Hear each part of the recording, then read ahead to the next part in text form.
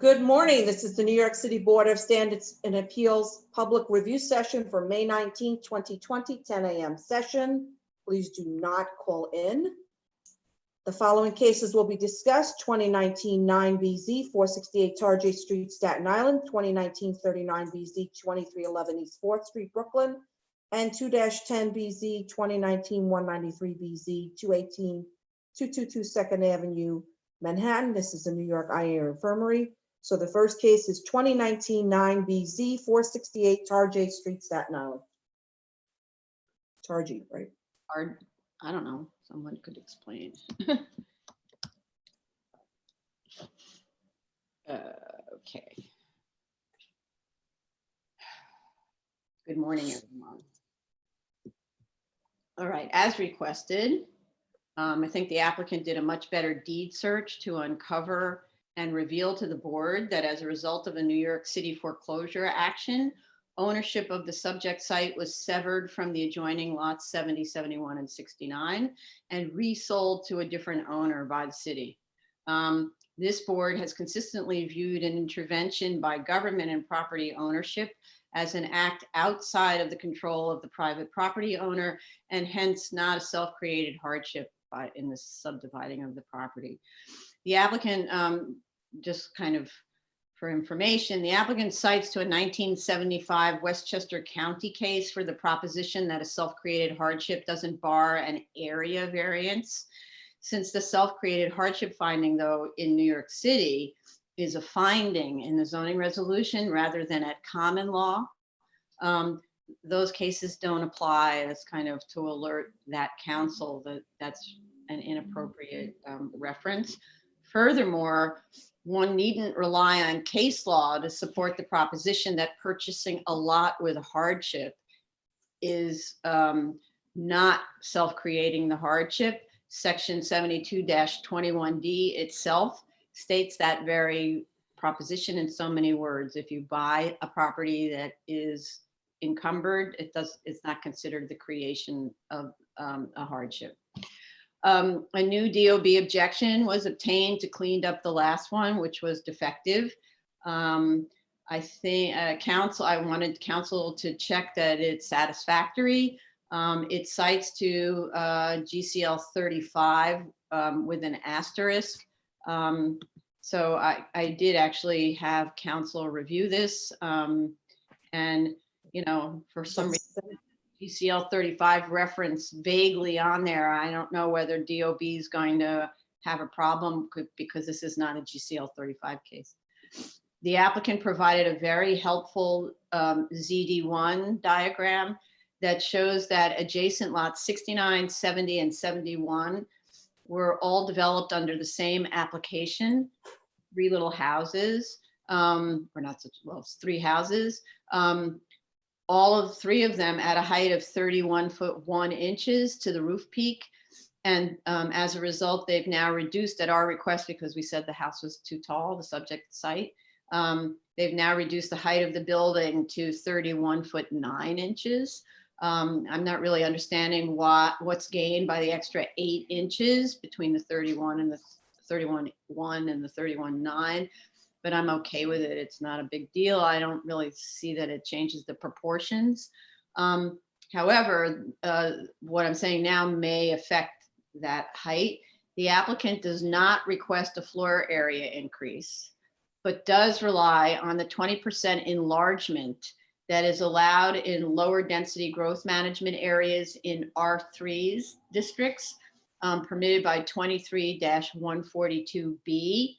Where the extra floor area occurs under, quote, a sloping roof with a rise to run of at least 7 inches to 2 inches. So the first part of it is, sorry? No, I'm sorry, that was the bonus thing, right? Yes, that's the kind of, I always read that as the attic bonus, like that you can put floor area, you can sort of not get floor area in the attic up to 20%. But I'm not sure that the way that that they're implementing it is they're taking advantage of that 20% on the second floor. So it's not under a sloping roof, it's under an attic. ceiling, right? I don't think that that's how that bonus applies. So either the applicant checks with DOB, or we state in our resolution that the BSA takes no position on whether that rule is applicable in this case, as the attic is not occupiable and the floor area is described as not occupiable, and the floor area is located under the ceiling of the second floor, not the roof. The side, and then to go on, the side building walls on the design are entirely blank and labeled as being made of 2-hour masonry. I understand there's a fire rating requirement on the property line. You have to have a certain fire rating on the property line. But the aesthetics of this is that the walls are very stark for the neighbors, and the building is much taller than the little retail shop on one side, and then it kind of hangs over the rear yard of the adjoining residential property. So I would like to see, and I think of that as very aggressive. So I would like to see those facades softened with some kind of treatment, and even lot line windows, which are permitted by building code up to a certain dimension. There's a percentage that you calculate when you're allowed lot line windows to a certain dimension. And in the case of the little house next door, those will never be blocked up because that's in the rear yard. And arguably the same will happen for the little retail building, because they also have a yard requirement of some kind, arguably. So you could do clear story or translucent glazing that would maintain the privacy. And it's just to break up this really aggressive facade. They need to provide the dimensions from floor to roof structure in the attic, which must be less than 5 feet or does count as floor area. It's the underside of the roof structure, therefore the roof rafters. The measurement is not to the cross beams. We've had this conversation before, but to the underside of the rafters. Based on the dimensions provided, it looks like the height to the underside of the rafters actually exceeds 8 feet. It might even be 9 feet. So they need to provide a longitudinal section, BB. They have an AA that's lateral, so we can understand that better. And they need to show on the attic plan where the ceiling heights measured from the floor to the underside of the rafters exceed 5 feet, in which case they may need to lower the height of the roof in order not to count as additional floor area, because this is not a request for a floor area increase. And I don't know that they could make the case for it anyway. So those are my comments. Commissioner Shanda, oh, you're muted yourself. Okay. All right. So Madam Chair, I agree with you. They have been, the document, last set of documents that's been provided, the applicant has satisfactorily addressed the ownership status issue. And moving on to, in terms of the variance and the ask, as I'd stated at my earlier hearings, I feel that the ask is extremely minimal for a size of this complex. And we have always said that sites such as these are the ones for which 7221 was created. And I think the ask that the applicant is requesting is very reasonable and will result in a housing typology that is very typical of this neighborhood. It's a very compact house. They've tried to accommodate all the various typical, elements that one looks for a single family home in a low density neighborhood. And I really don't have any comments. And I agree with you with regards to the side walls, that it can be softened up with lot line windows, because I did a quick just back of the envelope kind of analysis of what could be built on that retail lot, just to kind of see where the rear yard or the side yard would fall. And any way you lay it out, there would be some amount of open space along that side lot line. So I think it would benefit them to have a little bit of a window there that will kind of liven up the kitchen and the living room, which is so far removed from a lot of the other open space. So that would work. And so I mean, I agree with you. Even be old-fashioned glass block if anyone uses that anymore, wherever, right? Yeah. Yeah, or maybe they're not doing it for safety reason, because if that one-story building is there, possibility of vandalism. But there are ways of softening it up, and I think it would benefit their design. Right. Great. Thank you. Anything else? No, thank you. Okay. Commissioner Otley Brown, you're also muting yourself. I think this is a modest project and I have no additional comments. Okay, thanks. Commissioner Shetta? Thank you, Chair. I appreciate your comment regarding the solid facade. I had the same concern about it. I believe, like, one additional idea, I'm not sure if it's doable here, but they could provide some dummy windows, like it's just a decoration. If they don't want to go with like real windows that are open to the adjacent lot, they could do some kind of decoration. They call them dummy window, where I used to see them. In addition to that, I saw the elevations and the sections, the identification for them. They are still calling them right and left.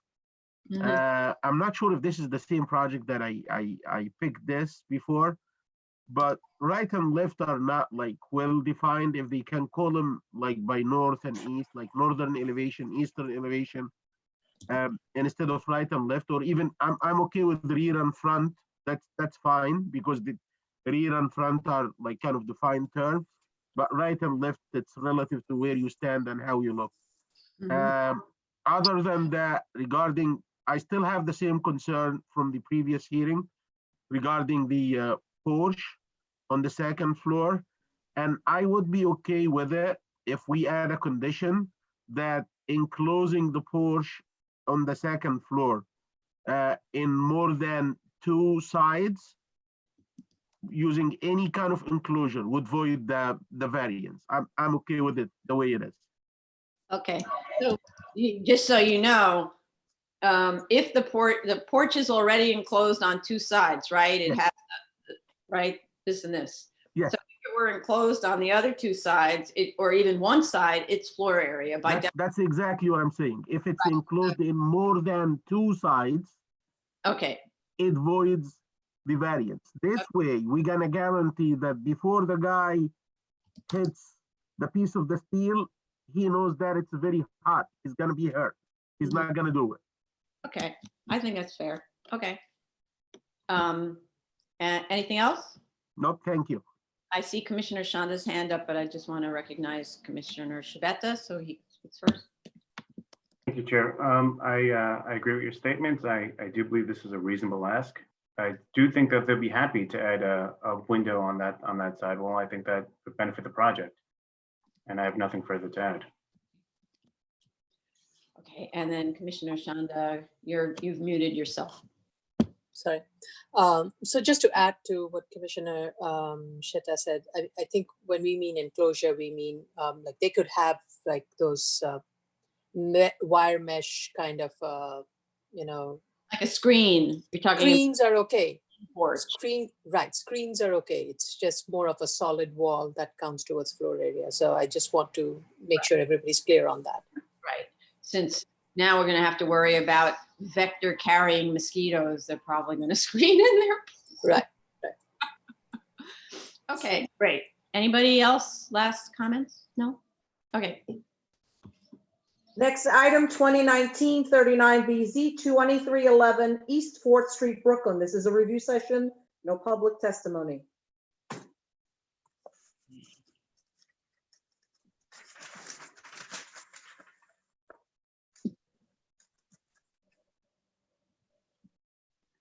Okay. A submission was made without a cover letter. We should never have unexplained submissions, and I'm surprised that this applicant submitted anything without a cover letter. To reduce the lot coverage to 48% percent, let's see, the lot coverage was reduced to 48% as requested. And the way that was accomplished was the rear yard was increased from 20 to 22 foot 5 inches. That brought the floor area down only slightly. I was hoping it would be more, but I'm okay with it. The attic plan and the floor area diagrams were coordinated as requested.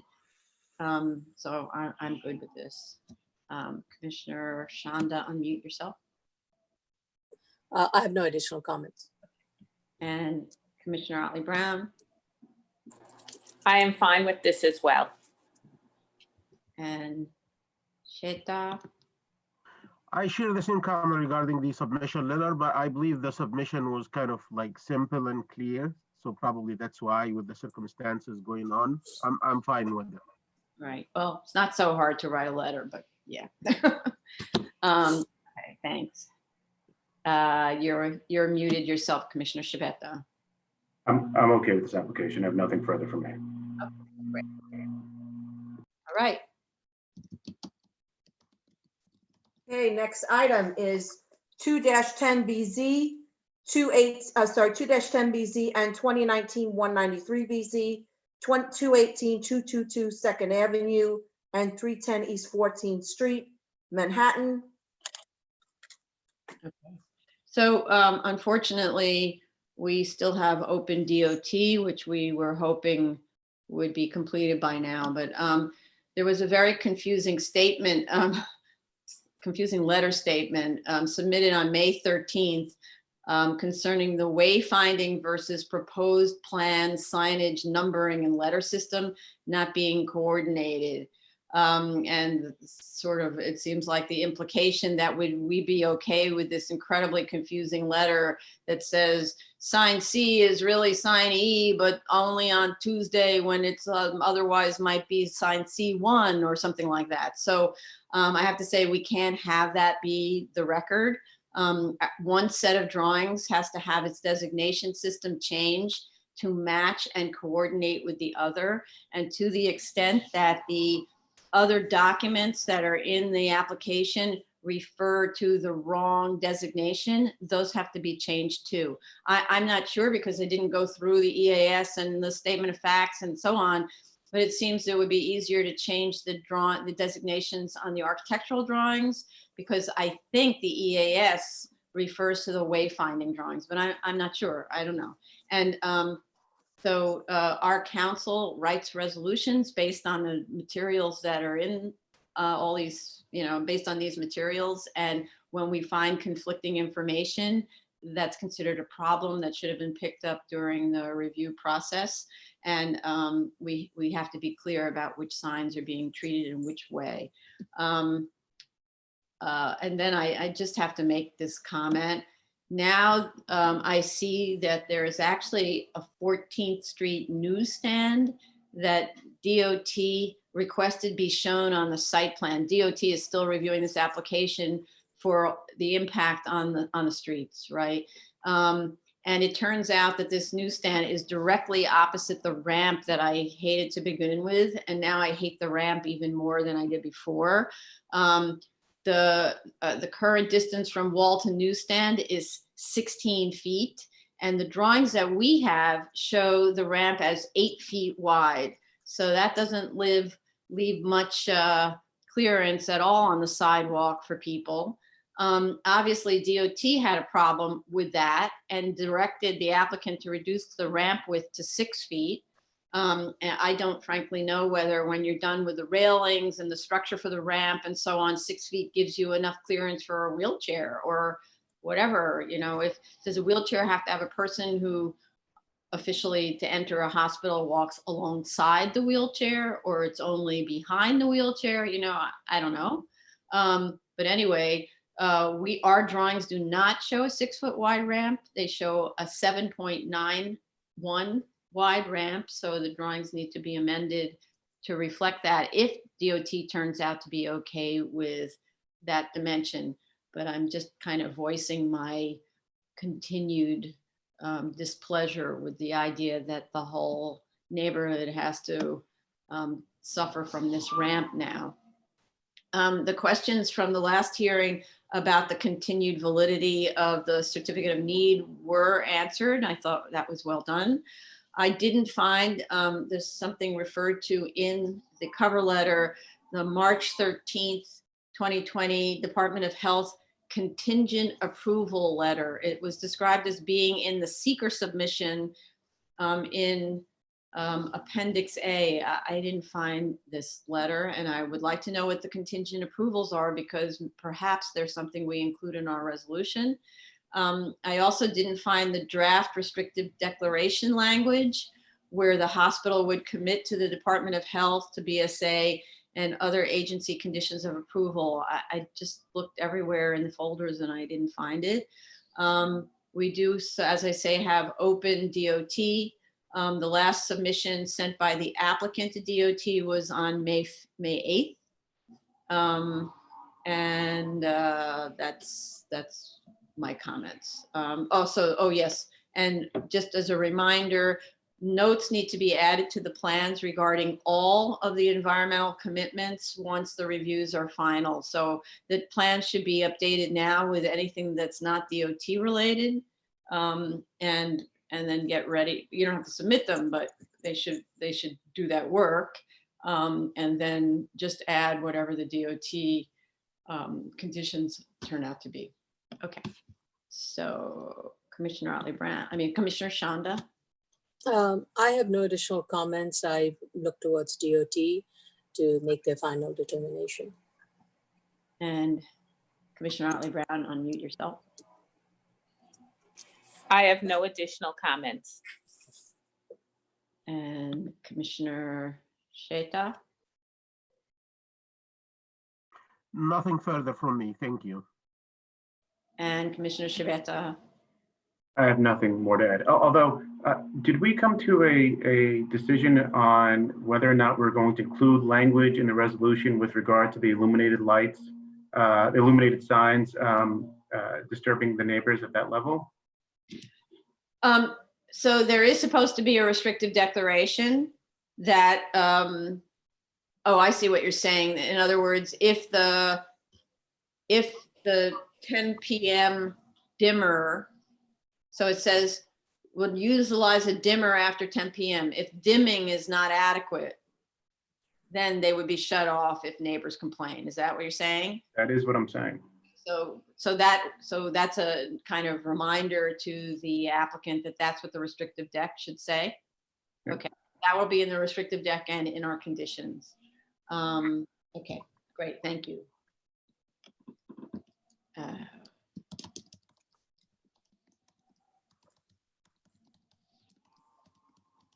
Okay. Okay, done. All righty, so now concludes the public review session. We will commence with the public hearing for May 19, 2020, 10 a.m. session. The first case is 2019-9BZ, 468 Tarjay Street, Staten Island. Applicants may call in now.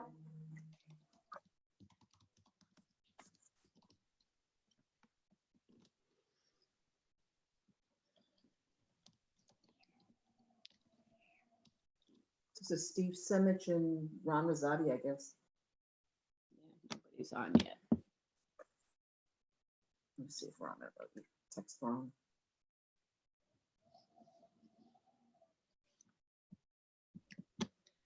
Okay.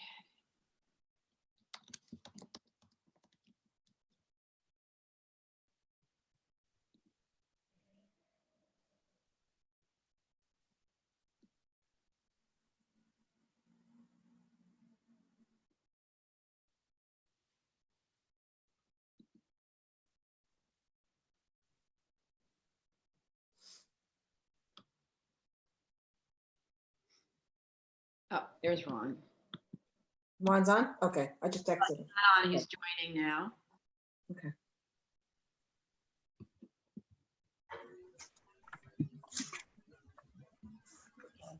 Hello, commissioners. Can you hear me? Yes. Yeah. Sorry for that. I was on the phone with the architect trying to get some info. Typically, we have a day to get that info. I got it in 3 minutes. Nothing like like the power of needing or necessity, right? Yeah, crazy. And the architect will be calling in. Okay, state your name, please. Sure, Ron Rosati. Do you want me to wait or you want me to swear him in? Swear him in now so we can. Okay. So do you affirm to tell the truth, the whole truth, and nothing but the truth in your testimony before this board and respond honestly to board member questions? I do. Okay. Proceed, Ron.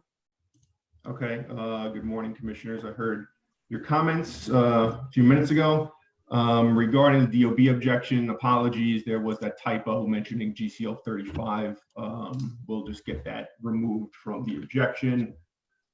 Regarding some of the other items, Can I just say, when you remove that from the objection, of course, that's going to be done with a resubmission to DOB, yes, correct? correct.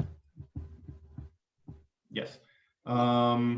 Regarding some of the other things before the architect gets on the line, we'll be glad to add some windows to those blank facades on both sides of the building. No problem with that. The elevations we can change from right, left to north, south, or northeast, whichever they are. No problem with that. We have no problem putting a condition regarding the porch. Will not be enclosed. 1 second, the architect is texting me. Let's see if she's. Yeah, Ronnie, I'm on the line. How you doing? Oh, here There he is. Perfect. The architect just joined. Please, Mr. Architect. I'm sorry. My name is Frank Moderella. I'm sorry. Okay. Okay, let me swear you in.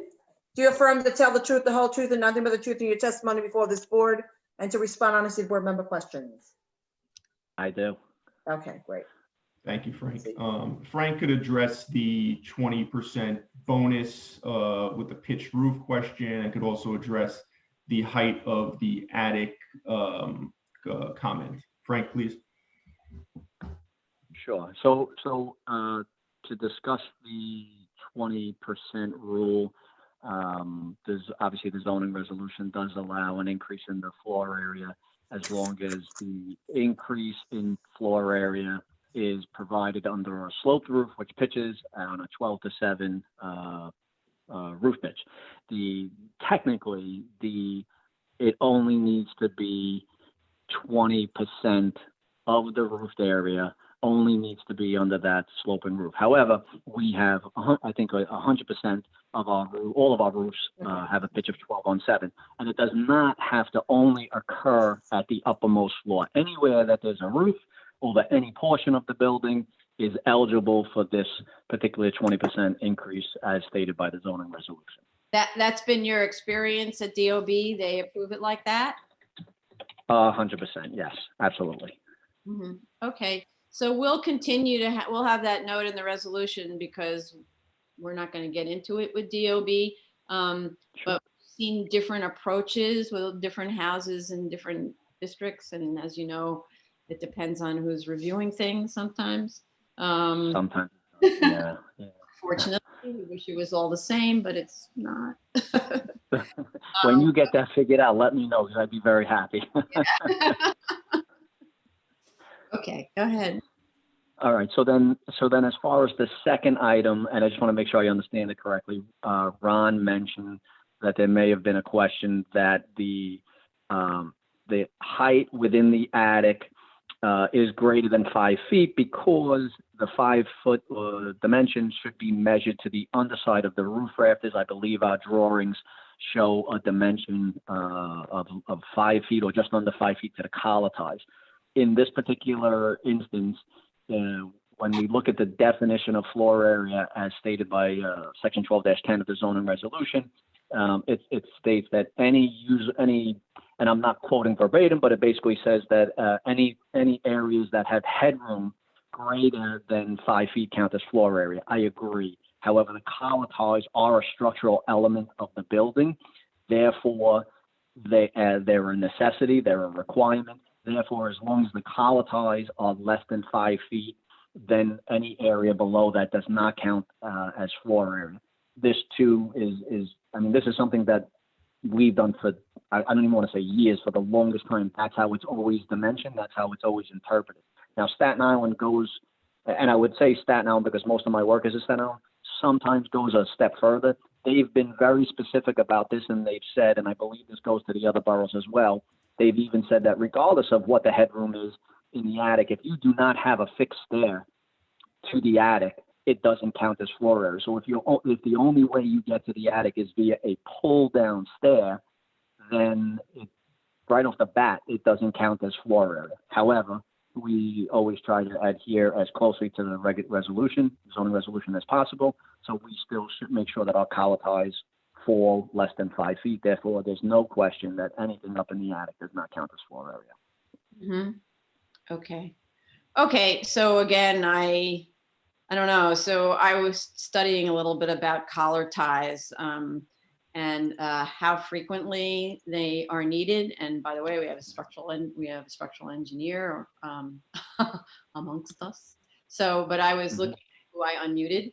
I was looking at in frame construction, how often and at what height they're required. So that's where I was thinking that there's potentially like a manipulation of this where you show the collar ties, let's say lower or more frequent than how it will ultimately be built. Like what if you use tie rods or something instead, right? And they're not. And that was a way of, because we've had this question before and have said that the collar ties can't be where you measure from. If you want to take the risk, then we would have a disclaimer on our resolution that we don't take a position as to that, and it's not additional floor area.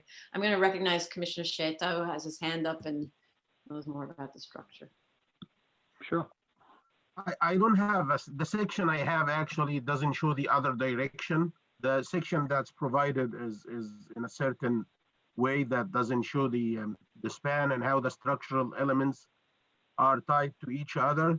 But if the architect can provide us with a section perpendicular to the one that's provided, usually when you have a frame, you could structurally support, you could align the structural elements or lay out the structural system of that frame in multiple ways. One of them is a tied frame.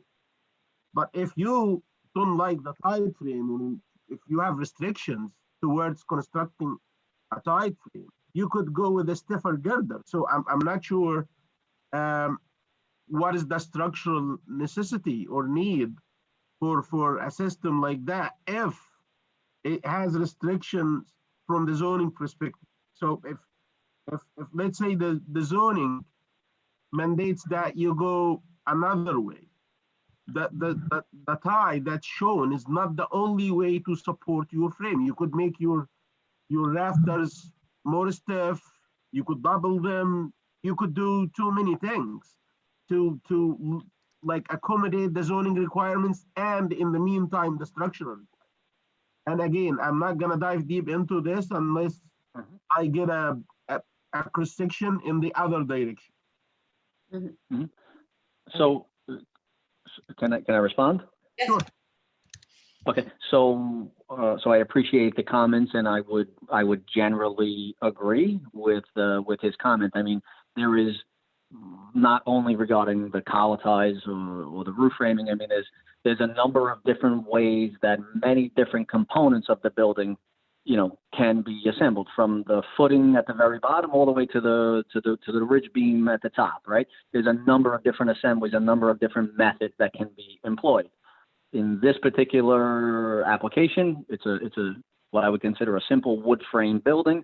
The collar tie, the implementation and the use of the collar tie is the most common method employed in the wood frame construction. But again, I don't disagree. We can, double frame, we can use rods, but this is the method in which we chose, and I would be willing to accept. I think you mentioned that you could put some sort of a disclaimer in there. We would be willing to accept the approval with a disclaimer that says the collar ties must be installed at the height dictated in the drawings, if that makes it appropriate. But again, I'm just saying there's a number of different, assemblies that can happen in any different component of the building. We do choose to use the colletized because it is perhaps the simplest method, but it also satisfies a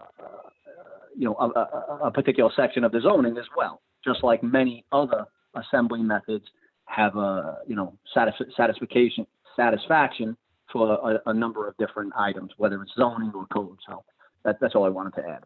So Hey, you- I don't want to dictate the structure of the building. What I want to say is we're not granting a floor area increase. And so our resolution and will state that we don't take a position on whether the attic counts as floor area and that no floor area increase is being granted, and leave it at that. Perfect. What Okay, is, great. what is, Thank you. for my curiosity, what is the difference between the structural system for the roof of the third floor and the top roof? I mean, the framing system for the second floor and third floor. What is the difference, structural system wise? Well, it's a flat. Okay. Yes, I understand, but flat and slopy is not, sloping is not a structural thing. Yes, that one of them is flat, the other one is sloped, but isn't the, like the lower one is like a simple girder one. It's a horizontal girder one. The other one is kind of has some slope, and even with the slope, you could benefit somehow from the arch action. So it might be actually more efficient. In addition to that, the loads on the roof, I'm not sure if they are same as the loads on the real floor. They could be slightly lower because of the elimination of the life load, or much lower life load actually. I respectfully, I'm not sure if you're actually asking me to comment on that, but Yes. or if it was sort of more of a generalization. I'm not, and again, with all due respect, I'm not sure that the structural analysis and the structural assembly is under review here. I'm not sure why we're diving so deeply into structural loads and calculations. I didn't say that. I'm asking very general question. Let's say if we have a bridge or any simple girder that spans 20 feet, and somebody is supporting this girder using two columns, horizontal girder. It's very simple and straightforward. And we have a similar structure, but instead of horizontal 20 feet, it has like a slope, 5% or so. You have more or less the same loads. I believe the one with the slope is much more efficient, not much more, is more efficient structural wise than the horizontal one because of the arch action. So why are we needing the ties at the top? Even I know the answer to that question. Go ahead. You could answer it. So there's lots of, I mean, I actually did something like, there's the tendency of the roof to do this. It's based on various forces, or also to sag down, I'm forgetting the language, but anyway, to sag down. So the tie rods or the cross bracing is needed to prevent that from happening, but you can put them at different heights. Yes. I understood it's the top third is where you're supposed to put the cross bracing, and you can use tie rods, but you don't need them necessarily at the same frequency. But frankly, I use the same language. If to get this, you have to have a joint here. you do have a joint, You have to have this. but the raft. But if you just make this crown here rigid enough, you put a short tie at the very top, Yes. and you make this triangle very rigid, it's not gonna do this, and you're not gonna have this, right? But so I think this is interesting, but let's move on to the rest of the application, because I'm okay with just telling DOB that we're not taking a position on this. If this is the way they operate and interpret the zoning resolution, no one's asked us to interpret the zoning resolution with respect to this, okay? I'm okay with it. Okay, Okay. thank you. Okay, and and the fact that on this one we have a drop ladder as opposed to an elegant staircase, it's less likely that it's going to be actually used for more than storage. We've had ones where there's an elegant staircase that goes to a so-called unoccupiable attic with 12-foot ceilings, and that just wasn't believable, so we made them change it, right? So, okay. Yeah, and it's a good idea to add that condition as well, that the ties should be installed at that elevation and stays all the time. Oh, okay, I don't want to tell him how to do his structure. That's a thing. On the job site, the contractor says not doing it like that. You're not going to fight with the contractor. Or maybe you are, depends. Maybe the contractor, right? Maybe you are, Mr. Margarella. It depends if I was, it depends if I was hired to do the special in progress inspections, because to be honest, if I'm not hired to do the special in progress inspections, I might not ever see the construction of the building as it goes along. Although I generally try to stay involved in the building, but every job is different. Right, and then the owner's not qualified to make sure that the cross bracing is at the same height and so on. Okay, enough. So, anything else you wanted to add, Mr. Rosati or Margarella? Thank you, Frank. I appreciate you jumping on the call. Thank you, commissioners. I just wanted to go through these few items. We'll get the updated DOB objection, removing GCL 35. We're okay with items in the resolution regarding the 20% attic allowance. We're okay with adding something in the resolution regarding the attic and the height and the beams, etc. Also regarding the porch, that it won't be enclosed. We will add windows to the blank facades, and we will change the elevation from right left to either north, south, east, west, whatever it may be. I think those are the items we discussed today, and we're fine with doing all those. I'd ask if the hearing could be closed today if possible, and we could get those items to you. No, it can't be. We need to get the drawings and review the drawings, and then we'll close it the next time. Madam Chair, I think the only change to the drawings are adding windows. Is that correct? Yes, but we're reviewing the project, right?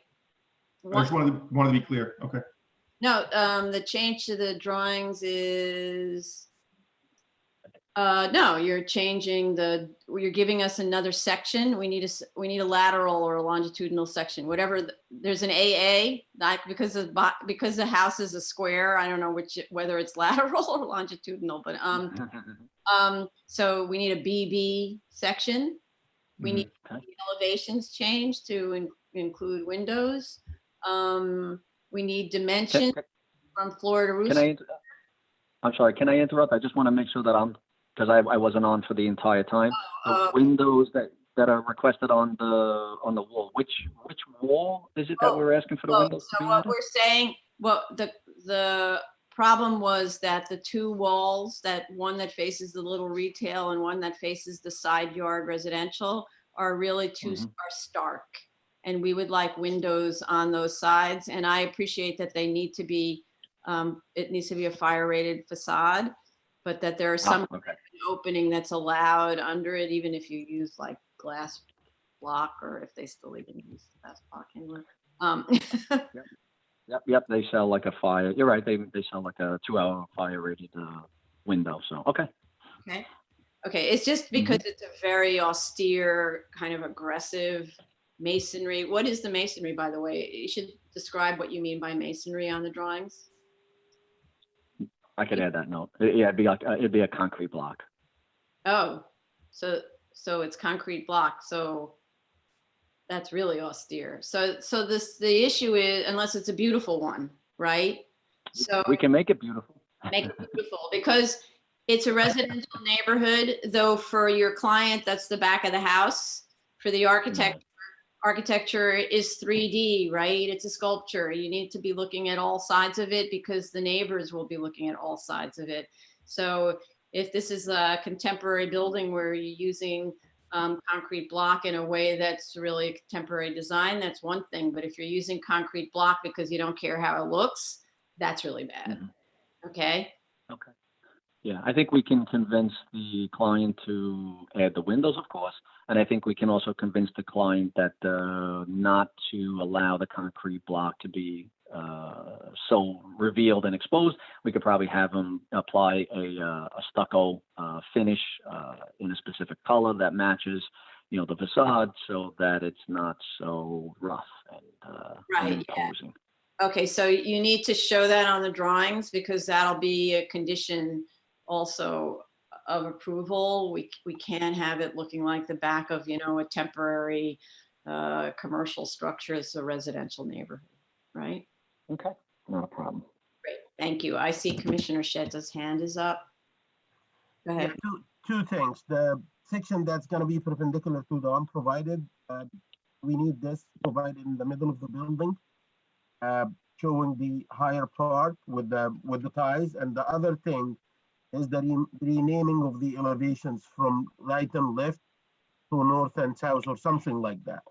I'm okay with, like I said, with rear and front, but for the right and left, I believe it's somehow confusing. So it's Yes. north and south or east and west would be more appropriate. No Okay. problem. Okay. So anything else? Any other questions? What else? I'm just checking dimensions. I think those are the only comments, but please, Mr. Rosati, go through the review session comments and make sure you hit everything. So I'm just going to invite members of the public. There's someone in the waiting room whose name is Jimmy, who's in the waiting room. I don't know if this person is here for this application. So this is, Tony, can you read the address? 2019-9BZ, 468 Tower J Street, Staten Island. So for members of the public who would like to speak on this, the phone number is 646-558-8656. And the meeting ID number is 981-5717-5565. So while we're waiting, I'm going to admit someone named Jimmy, and we'll find out if he's calling for this.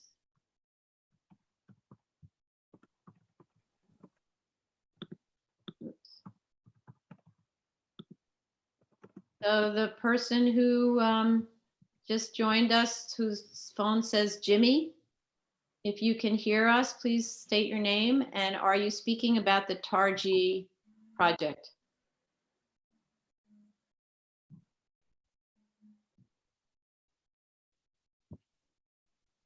Hello? Person named Jimmy's iPhone. It looks like audio is still connecting. Oh, okay. Oh, I don't see that on my, thank you, Kurt.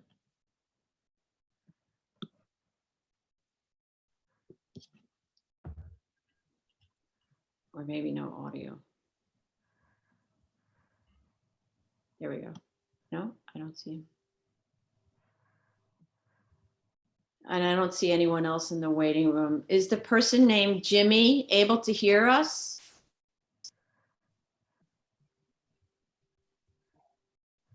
I see he's in, but I don't see him show up on our list. iPhone. Oh, there he is. Okay. There you go. Yes, I apologize. I'm calling about a different project, not this one. Oh, so please hang up.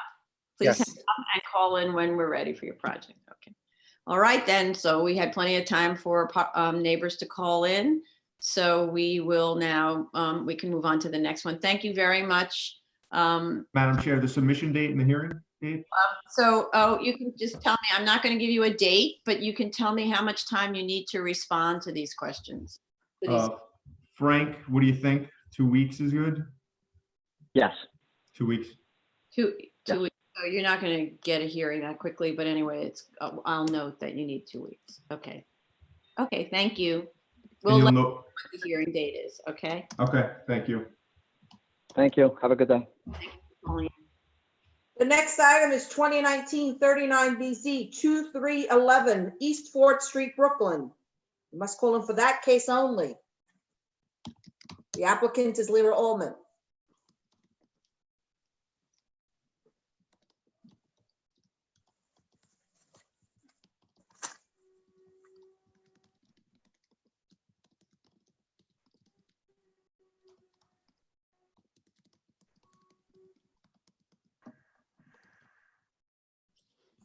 Got you there. Easier.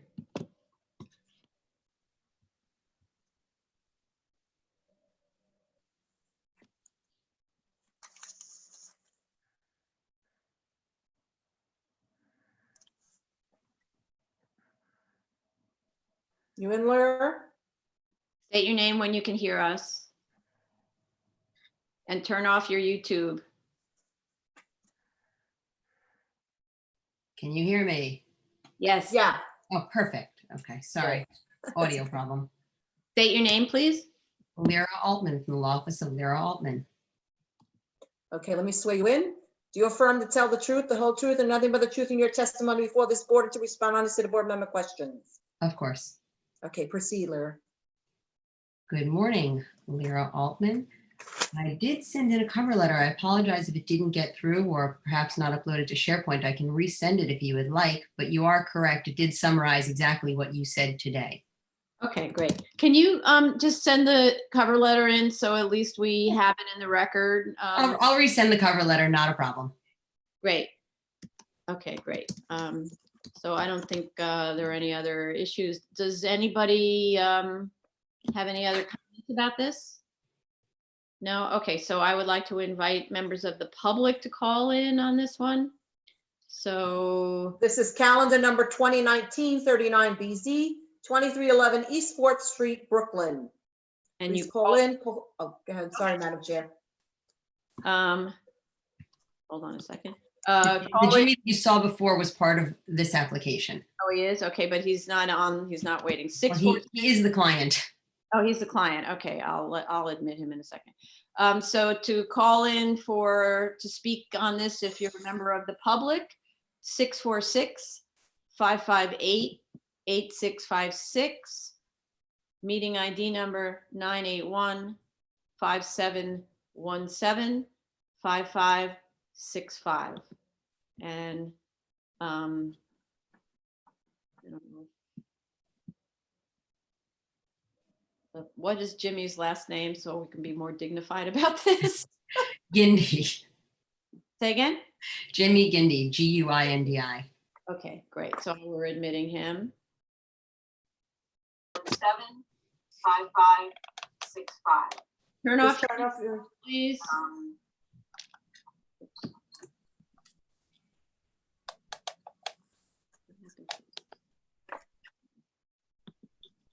Mr. Gindi, would you like to speak?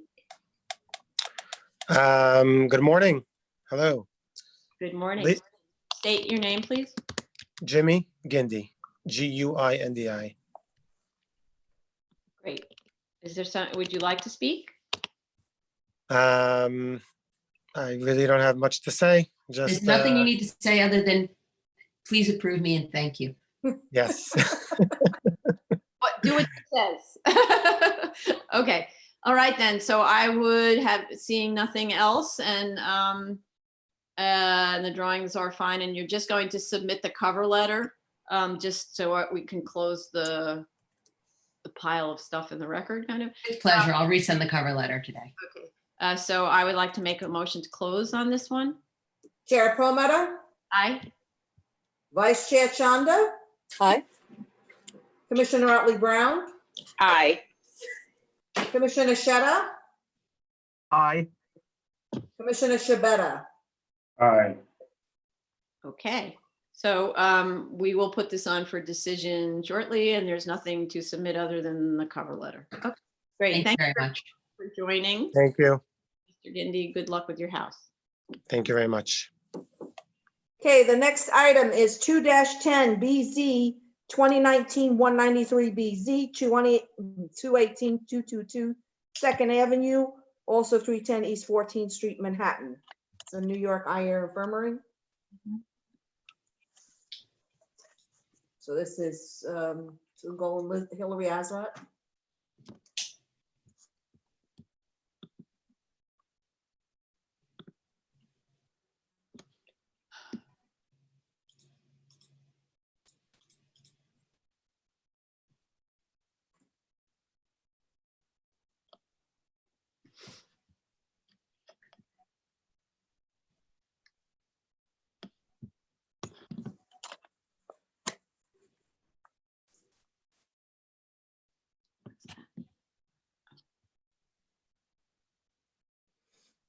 Okay, again, could you state or text her, someone text Hillary or give her a call? I'm texting her. Great. Got it? Okay.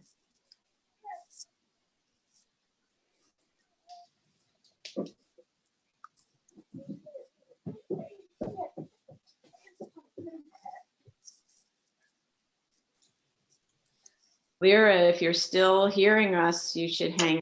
You're still shown as a participant. As I know you've had happen before, my computer is circling and won't allow me to do anything right now. Okay. If you can kick me out, I'd appreciate it. I'm afraid if I kick you out, we won't be able to. That's Kurt's department. If he can kick you out and without preventing you from ever coming back again. I don't know how to do that. Just like your Mac sometimes circles during hearings, that's what's occurring to me right now. I'm stuck. I hear you.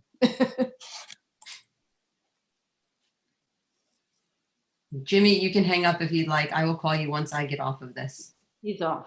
Okay. Yeah, I'm frozen. There we go. Well, that's okay. Oh, you moved her to the waiting room. I see. Well, it's an interim solution.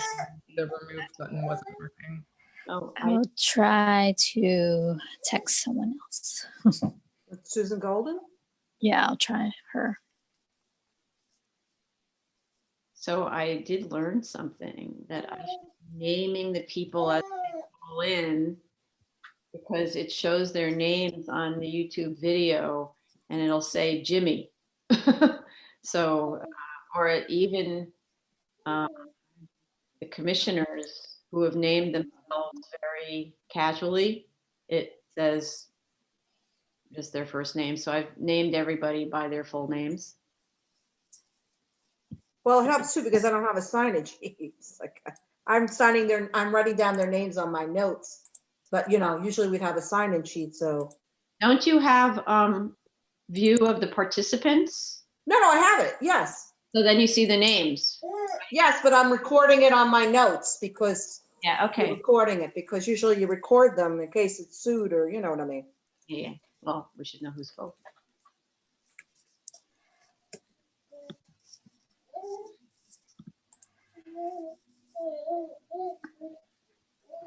I texted them. I haven't heard back. And I sent you the numbers, Tony, because I'm on my Zoom on my phone.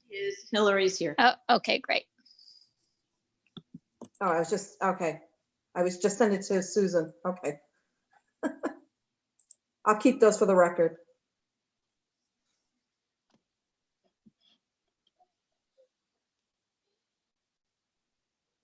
I just lost her.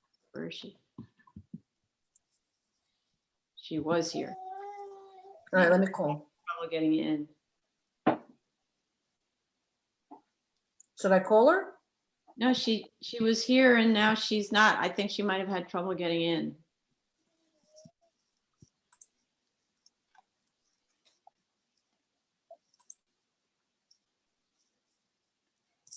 She said she's calling in because I guess she's having trouble. Okay. Oh, for the video. Usually she videos. She zooms in. Yeah. Yeah.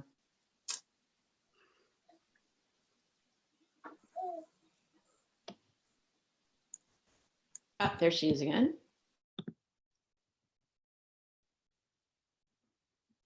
There she is. Okay. Hi, good morning, everyone. Can you hear me? Yes. Yes. Great. Hi, see you. Good. State your name, please. Hi, good morning, everyone. Hillary Adstrat from Venable for the applicant. Okay, I need to swear you in, Hillary. Yes. All right, okay. Do you affirm to raise your right hand? Do you affirm to tell the truth, nothing but the truth in your testimony before this board and to respond honestly to board member questions? I do. Okay, proceed, please. I listened to the review session comments this morning, and first to address the issue of the signage. We can amend the plans to match the statement of findings in the wayfinding study, but I did just want to briefly discuss what would be clearest for the board. The reason that there's a discrepancy between the wayfinding exhibit that was an exhibit to the statement of findings and the proposed plans is because at a prior hearing, the board had asked us to show smaller signs under 12 square feet as part of the calculation for each individual frontage. So in order to be clear about what signs were part of each frontage and what signs were actually requiring relief from the board, that's why we had it different. The proposed plans are by frontage. The wayfinding exhibit just deals with the signs that were part of the official wayfinding program. And so on the proposed plans, for example, for frontage A, the numbered signs include signs that are actually under 12 square feet and were just provided based on the board's prior comments. So I don't know if it would be clearest for resolution purposes if we simply amend the plans, or perhaps we provide a chart within the statement of findings that explains which sign in the wayfinding study is correctly referenced in the plans. I'll note that all of the proposed plans do have the correct notes that deal with each sign, and that was outlined in the cover letter. But we want to make sure it's clear for everybody. Right, but we do understand that it's they're by frontage, but I'm wondering if, and you know, the architects need to take a look at this and they can figure out a system. But for instance, if sign, I don't know, let me just see. If sign A and B, which is what we're used to talking about with those big signs up on the top, if sign A and B is that's from the wayfinding chart, right? That's correct, yes. So you could have the main signs that are the subject of the waivers with their letter designation, and then the signs that are the per frontage, arguably, that are or you could have a separate chart that does that per frontage. Maybe that's the way you do it. You have the signs that match the wayfinding, and then a separate chart on the drawing that gives them another kind of assignation where you pile them together. So it doesn't only have to be B signs on the frontage. It can be a B and an E sign on the same frontage. And maybe the little signs that are not part of the waiver issue, they're B1 through 4 or something, right? But at least we're still using the same letters, because the idea of, you know, when I look at it, I look at what we do 10 years hence. So let's just say the hospital had to come back for some kind of an amendment, and then another board has to figure out, not to mention another set of council have to figure out what in the world went on, and they're tearing their hair. Let me see, A was really E, was B, was really F, like that. It's too crazy. So understood. So we'll amend the plans based on that suggestion and do it that way. Okay. As to the ramp actually is the exact same configuration that we had provided to the board previously. The only difference here is that we added the note that the newsstand would not be relocated on the plans. That was actually already included in the ramp exhibit that the board reviewed 2 hearings ago. So this was just to conform the exhibit that was previously submitted to the plans, but we can make sure that we are clear about that in the submission and provide the same level of detail on the plans that we had provided in the ramp study exhibit as well. And this has been reviewed by the DOT revocable consent group. Okay, but so when I was looking at the ramps, you know, I was alerted to it because I saw the DOT comment that says include the newsstand on the drawing, right? Yes. What newsstand? And then I went back and I looked at the ramp drawings and the ramp dimension that I found, but it's true, I didn't go through every single ramp drawing because I don't know which one ultimately selected one. It said that the ramp is only almost 8 feet wide. And I saw in the corrections on the EAS that AKRF did that it had been 8 feet wide, and then they reduced it in width to 6 feet.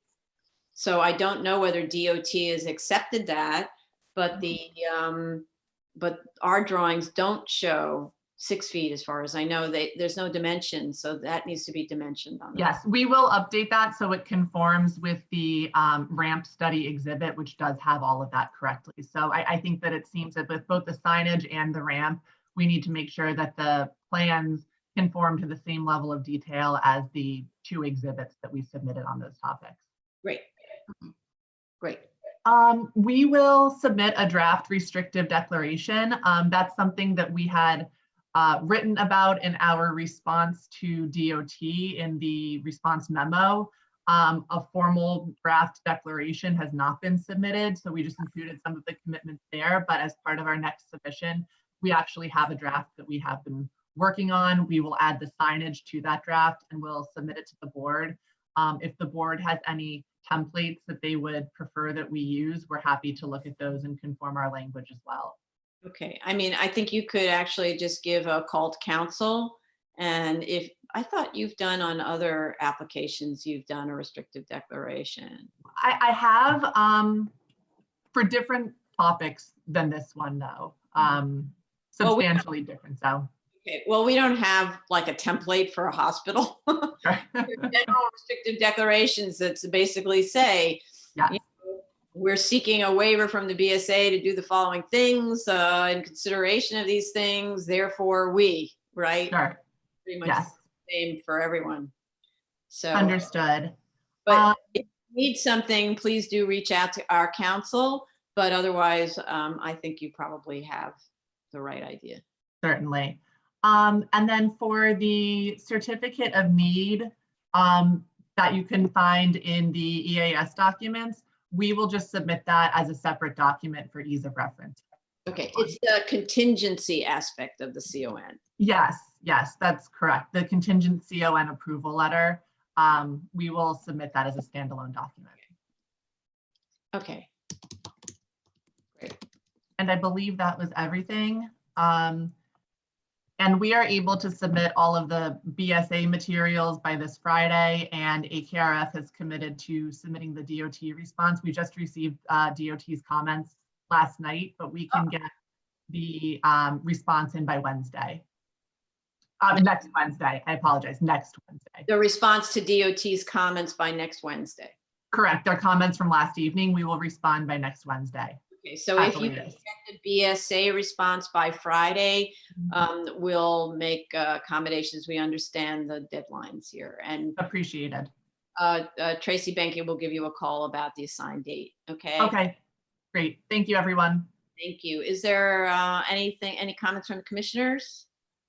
Okay, so then I would like to invite the public to call in on this application. So Tony, please read the application number again. 2-10BZ and 2019-193BZ, 218-222 Second Avenue and 310 East 14th Street, Manhattan. Okay, and if you would like to call in, please dial 646-558-8656. That's the number on the screen on the YouTube video, and the meeting ID number that you dial in is 981-5717. 5565 #. So I'm going to give it the full 30 seconds. I've been actually timing how long the delay is. It's 26 seconds. So I'm going to give it 26 seconds just to allow the members of the public to dial in. So, okay, so just to go back over the submission by this Friday, right? Yes. Okay, and then you're working on the response to DOT's comments that you received yesterday? Yes, yes. Okay, and that will be submitted by Wednesday to give DOT hopefully time to review it, ideally by the next hearing. Yes. And hopefully sign off on it. Okay, and that's what 37 seconds feels like. Okay. Okay, so then thank you very much for calling in. Thank you. Thank you. Okay, so this concludes the public hearing for May 19th, 2020, 10 a.m. session. We will resume at 2 p.m. for review session, followed by a public hearing for the following new cases: 2019-263BZ, 2122 Richmond Avenue, Staten Island; 2019-266BZ, 1498 Clove Road, Staten Island; and 2020-27 403 Concord Avenue, the Bronx. Great. Thank you all. See you at 2. Bye. Bye.